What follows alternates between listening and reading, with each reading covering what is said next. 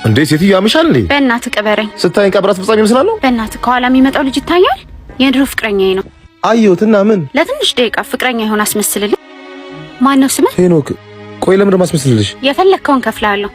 ብቻ ፍቅረኛዬ እንደሆን ካስመስልልኝ። ከከፈልሽማ ምን ችግር አለ? እንዴት ነሽ ልኝ የኔ ፍቅር?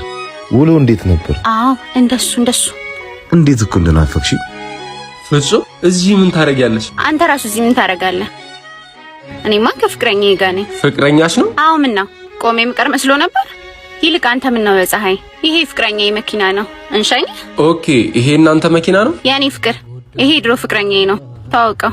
እሱ ነው የድሮ ፍቅረኛሽ? ሞኝ ሲሆንብኝ ነው የተውኩት። በነገራችን ላይ ዲያስፖራ ነው። አዎ በቅርቡ ነው ከፈረንሳይ ለጋሲው የመጣሁት። ምን? የመኪናዬን ቁልፍ ሽጠኝ። ነዳጁን ፉል አረከዋ? አዎ ይኸው ፉል አድርጌዋለሁ። ምንድነው? አልገባኝም። በማስመሰል ህይወት አትመራም። ደግሞ የኔ የሞኝ አምላክ ብልጥ። ራስሽን ለመሆን ሞክሪ። የሰጠውን ብር ለአባቶች አስገባህ።